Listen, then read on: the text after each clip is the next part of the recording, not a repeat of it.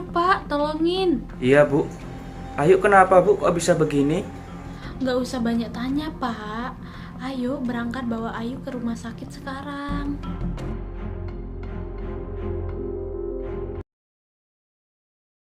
Bu, kalau boleh tahu tadinya kenapa ya, Bu? Nggak tahu Mbak, saya pulang ke rumah ngelihat anak saya udah tergeletak di lantai dan dengan kondisi badan lemas dan tangannya memegang obat. Ini obatnya.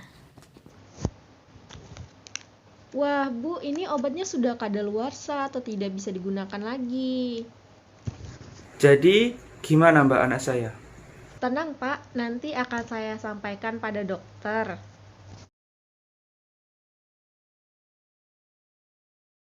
Sus, saya minta tolong ya untuk dicek tanda-tanda vital pasien.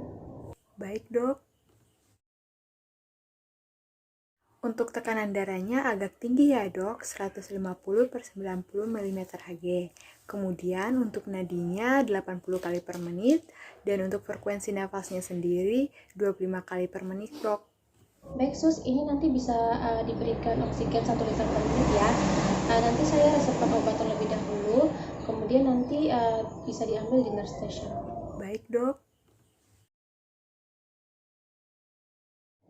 Baik sus, karena pasien mengalami muntah dan juga untuk mempermudah pemberian obat, saya minta tolong kepada perawat untuk memasang infus pada pasien dan berikan cairan NaCl ya.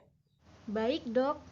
Kemudian ini untuk resep obat untuk mengatasi mual dan pusingnya, dan ini untuk mengatasi keracunan obatnya. Di sini ada nanti berikan N-acetylcysteine dengan dosis 150 mg per kg melalui IV dalam 200 ml selama 1 jam.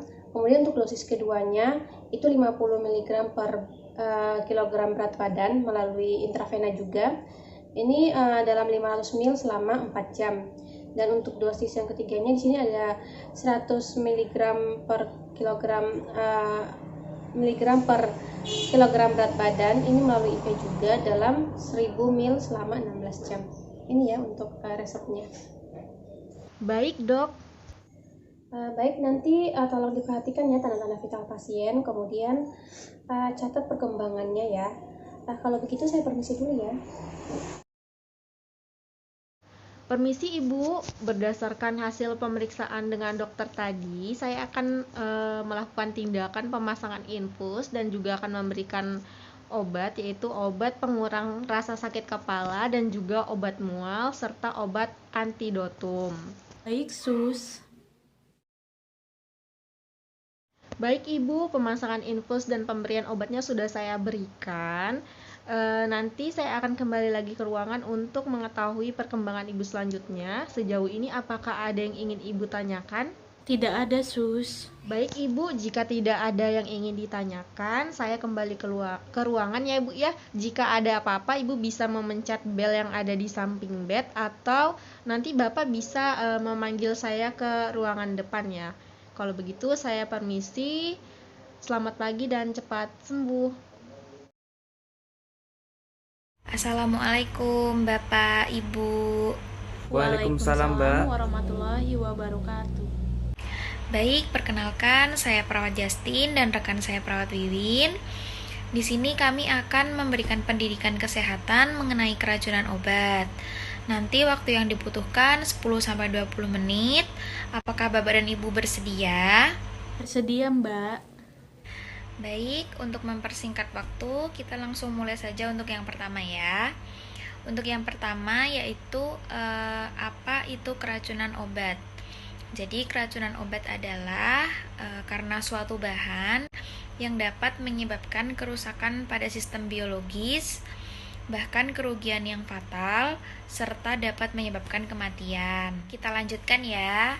Baik, untuk selanjutnya yaitu tanda dan gejala dari keracunan obat, yaitu pusing, pandangan kabur, mual dan muntah, lalu lemas, menggigil, demam, bahkan sakit perut dan diare. Apakah bisa dipahami Bapak, Ibu?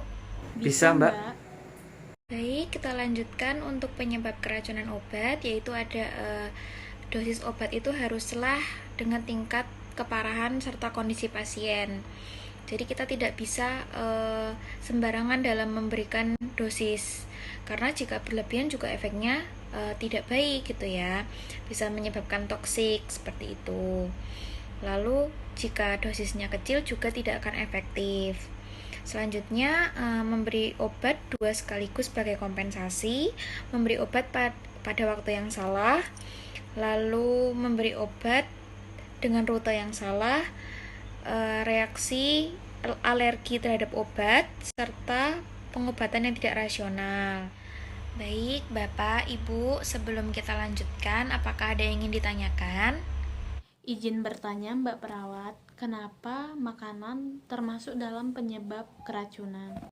Baik Bu, pertanyaannya bagus sekali. Jadi untuk yang pertama itu, jika proses pengolahan dan penyimpanan makanannya itu salah, bisa juga kadaluarsa. Jadi makanan itu bisa berubah menjadi racun seperti itu. Terus yang kedua, jika makanan yang dikonsumsi tercemar oleh zat beracun, baik yang sengaja, itu misalnya zat makanan dan penyedap, maupun yang tidak disengaja, atau karena makanan tersebut mengandung kuman. Baik, apakah bisa dipahami? Bisa Mbak. Baik, Bapak dan Ibu, kita lanjut ya untuk cara mengatasi keracunan obat. Nah, untuk cara mengatasi keracunan obat ini yaitu menggunakan terapi farmakologi atau terapi dengan obat-obatan yang sudah diresepkan oleh dokter. Nah, yang pertama ada obat atrofin.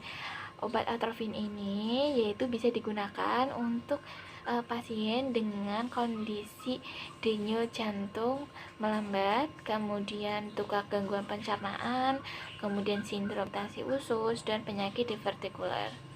Nah, biasanya obat atrofin ini digunakan pada pasien yang memiliki keracunan pada pestisida tanaman. Biasanya dilakukan penanganan menggunakan pemberian obat melalui intravena ataupun intramuskular sampai efek dari toksik bahan kimia tersebut hilang seperti itu. Nah, kemudian untuk obat yang kedua ada N-acetylcholine, di mana di sini indikasikan untuk pasien yang memiliki overdosis acetaminophen. Nah, biasanya kita lakukan infus IV atau intramuskular, yaitu dimana selama 8-10 jam, dan biasanya diberikan sesuai dengan dosisnya masing-masing. Nah, yang ketiga ada peridoxin. Peridoxin itu untuk mencegah dan mengobati defisiensi vitamin B6, kemudian gangguan-gangguan saraf perifer, serta pencegahan neuritis yang diindikasikan obat penisilin dan INH. Biasanya untuk mual dan muntah di pagi hari pada awal masa kehamilan itu bisa menggunakan peridoxin. Selanjutnya ada pencegahan keracunan obat. Jadi pencegahan di sini ada 3 pencegahan, yaitu ada primer, sekunder, dan tersier. Jadi untuk yang kita bahas pertama adalah pencegahan primer.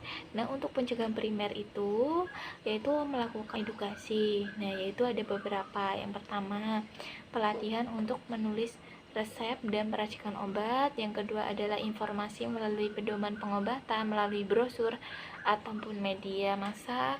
Kemudian manajerial obat atau manajemen pengobatan, ada pedoman pengobatan, serta ada paket obat serta pembiayaan.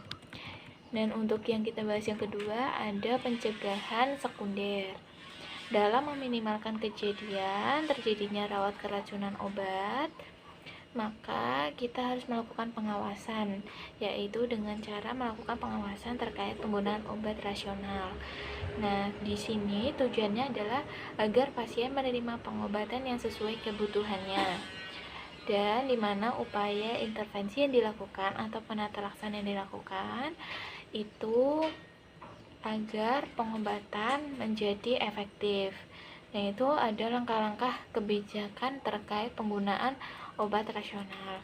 Yang pertama, ada penyusunan pedoman terapi standar berdasarkan bukti ilmiah yang direvisi secara berkala. Kemudian pemilihan obat dengan acuan, yaitu DOEN atau daftar obat efisien atau esensial nasional. Kemudian ketiga, ada pembentukan atau pemberdayaan komite farmasi yang ada di rumah sakit. Kemudian adanya pengawasan ataupun audit dalam melakukan penggunaan obat ataupun umpan balik terhadap penggunaan obat. Kemudian ada penyedia informasi obat yang benar dan lengkap yang sesuai dengan pusat informasi yang berada di pemerintah ataupun pihak swasta. Kemudian yang selanjutnya ada pendidikan dan pemberdayaan masyarakat dalam penggunaan obat secara tepat dan benar. Kemudian penerapan untuk menghindarkan penggunaan dan penulisan resep obat yang tidak sesuai. Nah, kemudian untuk pencegahan tersier yaitu terdapat prinsip. Yang pertama, merawat pasien dan tidak memberikan pengobatan yang berlebihan. Kemudian mempertahankan fungsi vital tubuh. Yang terakhir adalah penggunaan obat yang tidak kalah penting dari obat antidotum. Ya, nanti saya akan jelaskan selanjutnya. Dan untuk dekontaminasi yaitu membersihkan racun dari kulit ataupun saluran pencernaan, karena ini sangat penting untuk mengeluarkan racun dari tubuh yang melalui saluran kulit ataupun saluran cerna. Dan kemudian dengan antidotum. Nah, antidotum ini saya sudah jelaskan tadi adalah obat yang diberikan untuk melawan aksi racun. Jadi mana saat ini mengatasi keracunan yang memiliki hasil tertentu dan tindakan tergantung pada racunnya. Baik, Bapak dan Ibu, apakah bisa dipahami? Bisa, Mbak. Baik, sampai di sini apakah ada yang mau ditanyakan ataukah sudah jelas? Tidak, Mbak, sudah cukup. Baik, kalau begitu saya akhiri kegiatan pendidikan kesehatan hari ini. Kurang dan lebihnya saya mohon maaf. Semoga dengan adanya penyuluhan yang sudah kami berikan dapat bermanfaat buat kita semua. Baik, saya akhiri. Wassalamualaikum warahmatullahi wabarakatuh. Waalaikumsalam warahmatullahi warahmatullahi wabarakatuh. wabarakatuh.